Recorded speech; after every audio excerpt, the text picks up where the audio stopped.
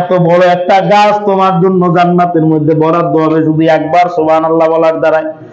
এই তাহলে অহেতুক যে সময় চুপচাপ করে বসে থাকি, কোনো কাজকর্ম নাই, এই সময়টা আমার কাজ আমি হাতে করতেছি, আমি ভ্যান চালক, আমি ভ্যান চালাচ্ছি হাত দিয়ে, পা দিয়ে, চোখ দিয়ে সামনে রাস্তা দেখতেছি, বললাম জিহ্বার কোনো কাজ আছে?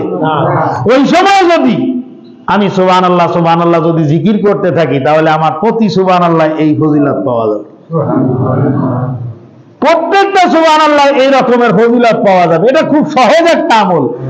যত অঙ্গ প্রত্যঙ্গ শরীরের মধ্যে আছে, প্রত্যেকটা অঙ্গ প্রত্যঙ্গের ক্লান্তি আছে। ওবাজার জিহ্বা এমন একটা অঙ্গ যার কোনো ক্লান্তি আছে না, কোনো ক্লান্তি নেই। হাতটারে এরকম করে জাকান, কিছুক্ষণ জাকান, দেখবেন যে কবজাগুলো ব্যথা হয়ে যাবে, অবাস হয়ে আসবে, কষ্ট হবে।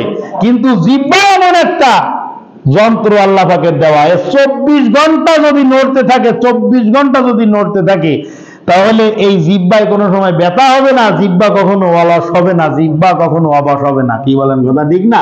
এর বানানোই হয়েছে এরকমের সিস্টেমে। কারণ আল্লাহ নবী বলেছেন, লা তাযালু লিসানুকা রাতাবাম মিন যিকরিল্লাহ, ও উম্মত, তোমার জিহ্বাটাকে 24টা ঘন্টা আল্লাহর জিকিরের পানি দ্বারায় ভিজায় রাখো। জোরে বলেন সুবহানাল্লাহ। ওয়াল মালাইকাতি, ফেরেশতা আল্লাহ পাক রব্বুল আলামিনের বিশেষ একটা দল, বিশেষ একটা সৃষ্টি, এর উপরে বিশ্বাস করতে হবে। এই ফেরেশতারা আল্লাহ পাক রব্বুল আলামিনের আজ্ঞাবহ। এই ফেরেশতাদেরকে আল্লাহ পাক যা বলেন তাই করে। এই ফেরেশতারা গুনাহ করার মজাও বোঝে না, গুনাহ করার সাজাও বোঝে না। এই ফেরেশতারা শুধুমাত্র ইবাদত, বন্দেগী, তাসবিহ, তাহলিলের বাইরে এদের আর কোনো কাজ নেই। আল্লাহ পাক রব্বুল আলামিন নির্দেশ করবেন, সেই নির্দেশ ফলো করা, এটাই হলো এই ফেরেশতার দায়িত্ব। আল্লাহ পাক রব্বুল আলামিন এক একজন ফেরেশতাকে এক একটা কাজে দায়িত্ব দিয়ে বসায় রাখছেন। আল্লাহ পাকের হুকুমে সেগুলো পরিচালিত হয়। সবথেকে বড় এবং গুরুত্বপূর্ণ ফেরেশতা হলো কয়জন? কথা কন, কয়জন? যারা পারতেছেন না তারাও আঙ্গুল দিয়ে বলে দেবেন কয়জন? 7 জন হলো সব থেকে গুরুত্বপূর্ণ দামি ফেরেশতা। একজন হযরতে রূহুল কুদুস জিবরাইল আলাইহিস সালাতু ওয়াস সালাম, দ্বিতীয় নম্বর হযরতে মিকাইল আলাইহিস সালাতু ওয়াস সালাম, তৃতীয় নম্বর ইসরাফিল আলাইহিস সালাতু ওয়াস সালাম, আর 4 নম্বর জনকে সবাই চেনেন, হযরতে আজরাইল আলাইহিস সালাতু ওয়াস সালাম। এই 4 জন হলো মূল ফেরেশতা। হযরতে জিবরাইল আলাইহিস সালাতু ওয়াস সালামের দায়িত্ব ছিল আল্লাহ পাক রব্বুল আলামিনের পক্ষ থেকে ওহী নিয়ে, বার্তা নিয়ে নবীদের কাছে আসা। এটা হলো জিবরাইল আলাইহিস সালাতু ওয়াস সালামের দায়িত্ব। এটা হলো মূল দায়িত্ব, আরো অনেক দায়িত্ব, ওটা আলাদা, কিন্তু এটা হলো মূল দায়িত্ব। আর ইনি হলেন সমস্ত ফেরেশতাদের আমির, সভাপতি, প্রেসিডেন্ট। আর দ্বিতীয় নম্বর হযরতে মিকাইল আলাইহিস সালাতু ওয়াস সালাম। আল্লাহ পাক রব্বুল আলামিন বৃষ্টি, বাদল এবং সমস্ত মাখলুকের রিজিকের দায়িত্ব ইনার হাতে দিয়ে রাখছেন।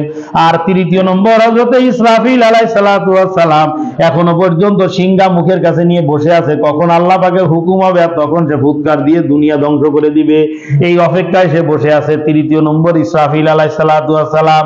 চতুর্থ নম্বর জনের দায়িত্ব বাজান আমরা সবাই জানি। চতুর্থ নম্বরের দায়িত্ব হলো লিকুল্লি উম্মাতিন আজালুন ইযা জা আজালুহুম লা ইস্তাখিরুনা সাআতাও ওয়া লা ইস্তাকদিমুন। প্রত্যেকটা মানুষের জন্য আল্লাহ পাক রব্বুল আলামিন নির্দিষ্ট একটা সময় দিয়ে দুনিয়ার মধ্যে প্রেরণ করেছেন। ইযা জা আজালুহুম, যখন তার নির্দিষ্ট সময়টা শেষ হয়ে যায়, তৎক্ষণাৎ আজরাইল আলাইহিস সালাতু ওয়াস সালাম তার সামনে উপস্থিত হয়ে যায়। এইটা হলো তার দায়িত্ব। সর্বমোট 4 জন গুরুত্বপূর্ণ। এই সমস্ত ফেরেশতা আছে এবং আল্লাহ পাকের হুকুমের উপরে তারা কি করে? আমল করে। 24 ঘন্টা আল্লাহ পাকের জিকির, আজকার, তাসবিহ, তাহলিল নিয়ে ব্যস্ত থাকে। এই ফেরেশতাদের সম্পর্কে এই ঈমানটুকু যথেষ্ট, এই বিশ্বাসটা থাকতে হবে। আর একটা বিষয়, অল কিতাবি, তৃতীয় নম্বর হলো কিতাব, চতুর্থ নম্বর হলো কিতাব। একটা হলো আল্লাহর পরে বিশ্বাস, পরকালের পরে বিশ্বাস, ফেরেশতাদের উপরে বিশ্বাস, কিতাবের উপরে বিশ্বাস। কিতাব অগণিত অজস্র কিতাব আল্লাহ পাক রব্বুল আলামিন নাযিল করেছেন। 104 খানার উপরে সহিফা শুধু হযরত ইব্রাহিম আলাইহিস সালাতু ওয়াস সালামকে আল্লাহ পাক রব্বুল আলামিন দান করেছিলেন। সুবহানাল্লাহ বলেন। প্রত্যেকটা নবীকে কিছু না কিছু দান করেছেন। পিছনের নবীদের, নবী এবং রসুল, এই দুইজনের মধ্যে একটু পার্থক্যটা দেখেন। নবী আর রসুল, এই নবী এবং রসুল বোঝানোর জন্য একটা সহজ একটা উদাহরণ দিই, আপনারা এটা দিলে সহজে বুঝতে পারবেন। এমপি আর মন্ত্রী, এই দুইটার পার্থক্য বোঝেন কি? কথা কয় না। এমপি আর মন্ত্রী, প্রত্যেক মন্ত্রী এমপি, কিন্তু প্রত্যেক মন্ত্রী এমপি, কিন্তু প্রত্যেক এমপি কি মন্ত্রী?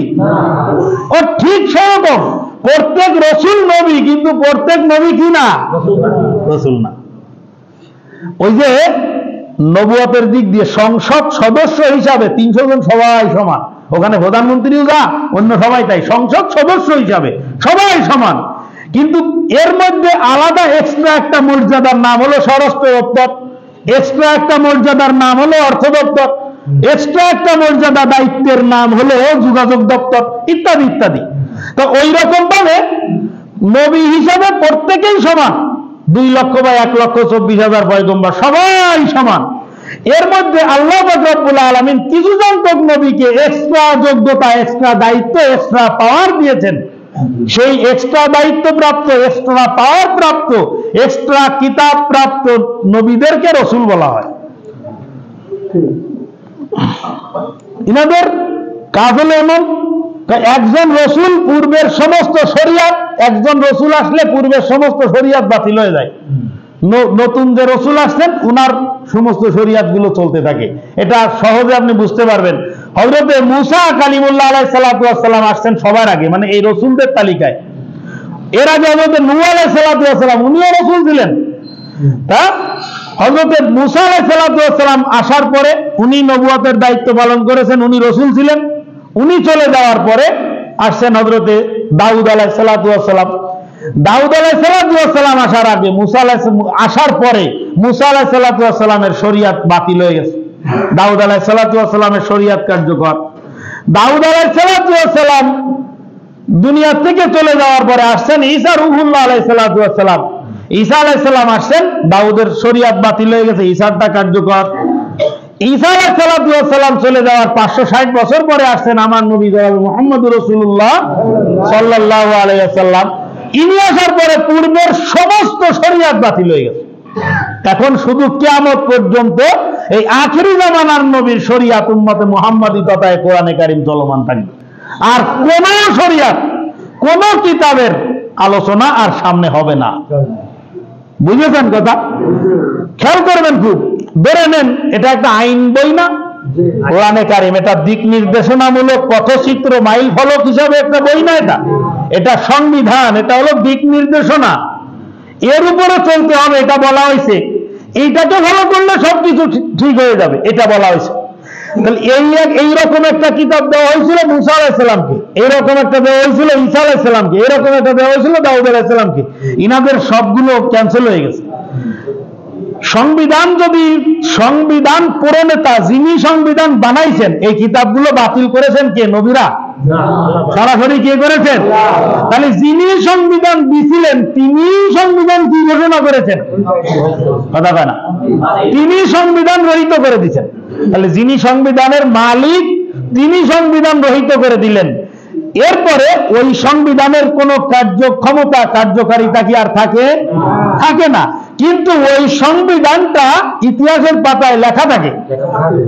কথা কন, যেমন দেখেন এরশাদ সাহেবের সময় এক রকমের কানুন ছিল, আইন ছিল, মুরব্বীরা বলতে পারবেন, আমি জানি না।